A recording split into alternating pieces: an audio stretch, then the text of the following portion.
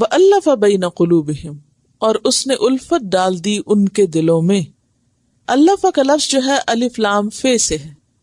الف ہزار کے لیے استعمال ہوتا ہے، الف حروف تہجی میں سے بھی ہے. الف کا لفظی معنی ہوتا ہے جمع کرنا، الفت پیدا کرنا، ایک دوسرے سے ملانا. الف بین قلوبکم، اس نے تمہارے دلوں میں الفت پیدا کی، یعنی تمہارے دل باہم جوڑ دیے، تمہارے دلوں کو ملا دیا.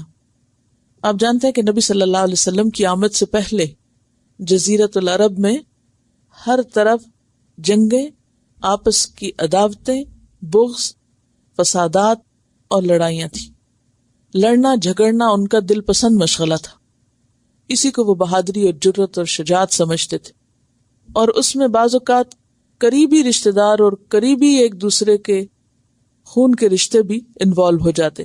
نبی صلی اللہ علیہ وسلم نے اسلام کا پیغام دے کر دراصل اس لڑنے بھڑنے والے معاشرے کو ایک پرامن معاشرہ بنا دیا.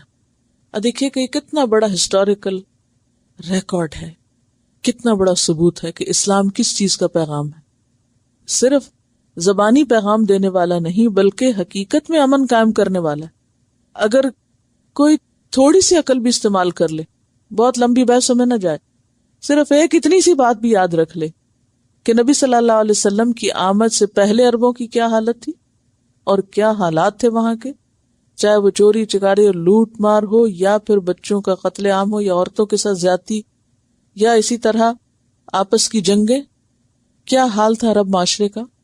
اور پھر آپ صلی اللہ علیہ وسلم کے آنے کے بعد اس معاشرے کے اندر کیسی تبدیلی آئی، قبائل کو شیر و شکر کر دکھایا، خون کے پیاسے اور ایک دوسرے کی جانوں کے دشمن کس طرح ایک جگہ پر بیٹھنے لگ گئے. یہ ہے اصل اسلام، اور یہ تاریخی طور پر ثابت ہے بات. اسی سے اندازہ لگایا جا سکتا ہے کہ نبی صلی اللہ علیہ وسلم جن کو کہا ہی رحمت للعالمین گیا، وہ دنیا والوں کے لیے، تمام اقوام عالم کے لیے کیا پیغام رکھتے ہیں، رحمت کا، ہمدردی کا. اور پھر کس طرح آپ کے آنے سے لوگوں کے دلوں کے درمیان باہم الفت اللہ نے پیدا کر دی.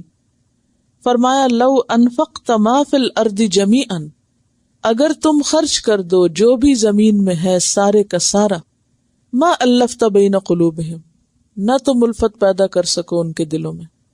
یعنی زمین بھر مال بھی خرچ کر کے کوئی ایسی محبت دلوں میں نہیں ڈال سکتا جیسی محبت اس دین اور اسلام کی وجہ سے لوگوں کے دلوں میں پیدا ہوئی ہے.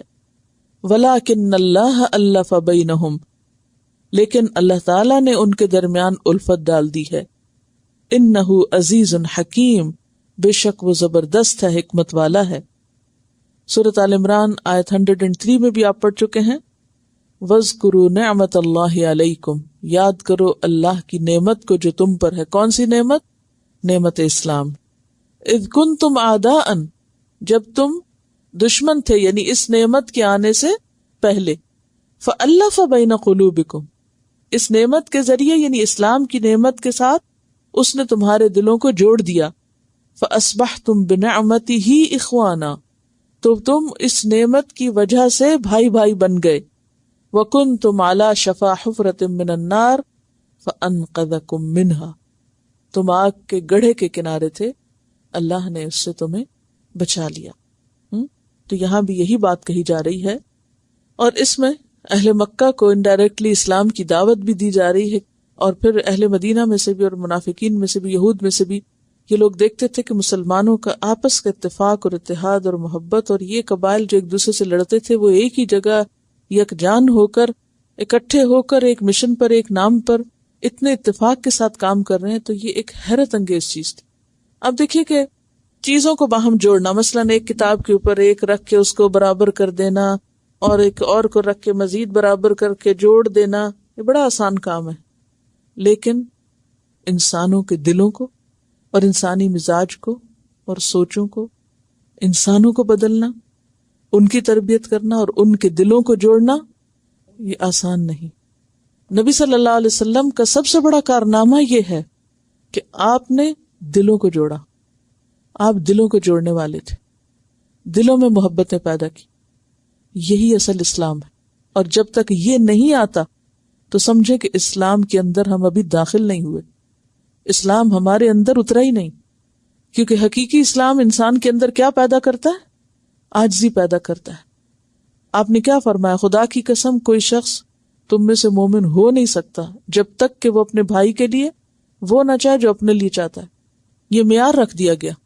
تو جب اس معیار پر لوگ پورے اتریں گے مسلمان کہلانے کے لیے، ہم نے تو آسان سمجھ لیا مسلمان ہونا، لا الہ الا اللہ پڑھی، نماز روزہ کیا اور ہم مسلمان ہو گئے، لیکن اسلام کی روح نہیں اندر آئی۔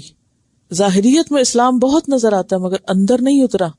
اسی لیے ایسے لوگ بھی اس دور میں موجود تھے جیسے آج کل کے مسلمان ہیں، تو وہ جب کہتے تھے کہ ہم ایمان لے آئے تو ان سے کہا جاتا تھا کہ ایمان نہیں لائے، بلکہ یہ کہو کہ ہم نے اسلام قبول کر لیا، نہیں بس لا الہ الا اللہ پڑھ لیا، ایک لبادہ اوڑھ لیا، لیکن اندر کچھ نہیں اترا۔ تو حقیقی اسلام صرف پڑھنے پڑھانے کا نام نہیں ہے، بلکہ دلوں کے جوڑنے اور جڑنے کا نام ہے، اور اگر وہ کام نہ ہو تو پھر یہ محض ظاہری رسمی کاروائیاں ہیں اور کچھ بھی نہیں، کیونکہ اللہ کی نعمت، رحمت اور برکت ان لوگوں پر اترتی ہے جن کے دل ایک ہوتے ہیں، جو دلوں میں حسد اور بغض نہیں رکھنے والے، بلکہ دلوں کے اندر ایک دوسرے کے لیے خیرخواہی اور محبت رکھنے والے۔ اور یہ چیز مال خرچ کرنے سے نہیں آتی کہ آپ کسی کو پیسے سے خرید لیں، ہرگز نہیں۔ لو انفقت ما فی الارض جمیعا ما الفت بین قلوبہم، کیونکہ اگر کوئی کسی کو پیسے سے خریدتا ہے تو کل اس کو کہیں اور زیادہ پیسہ ملا تو وہ کیا کرے گا؟ آپ کو چھوڑ کے وہاں چلا جائے گا۔ اور یہی ہو رہا ہے نا آج اسلام کے نام پر۔ اسلام سے تو وفاداری نہیں ہے، پیسے سے وفاداری۔ لو انفقت ما فی الارض جمیعا ما الفت بین قلوبہم ولکن اللہ الف بینہم، یہ اللہ الفت ڈالتا ہے، اللہ دلوں میں محبت ڈالتا ہے۔ اور اللہ کس کے لیے دلوں میں محبت ڈالتا ہے؟ جو حقیقت میں اللہ سے محبت کرتا ہو۔ وہ حدیث یاد ہے آپ کو، حدیث جبریل، جس میں آتا ہے نا کہ جب اللہ تعالیٰ کسی بندے سے محبت کرتا ہے تو پھر جبریل کو بلاتا ہے اور کہتا ہے کہ میں فلاں بندے سے محبت کرتا ہوں، تم بھی اس سے محبت کرو۔ پھر جبریل کیا کرتے ہیں؟ آسمان والوں میں پکارتے ہیں، اعلان کرتے ہیں کہ اے آسمان والو، اللہ تعالیٰ فلاں بندے سے محبت کرتا ہے، تم سب بھی اس سے محبت کرو۔ آسمان والے اس سے محبت کرنے لگتے، پھر وہ اس پکار کو نیچے زمین والوں پہ اتارتا ہے، زمین والوں کے دل میں اس شخص کے لیے محبت ڈال دی جاتی ہے۔ لیکن اس کا آغاز کب ہوتا ہے یا کہاں سے ہوتا ہے؟ جب آپ اللہ سے سچی محبت کرنے والے ہوں۔ اور اللہ سے سچی محبت کرنے والوں کی نشانی کیا ہوتی ہے؟ کہ اللہ کا نام آتا ہے تو وہ پگھل جاتے ہیں، اللہ کا حکم آتا ہے تو وہ جھک جاتے ہیں، پھر وہ اپنی مرضی اور اپنی انا چھوڑ دیتے ہیں۔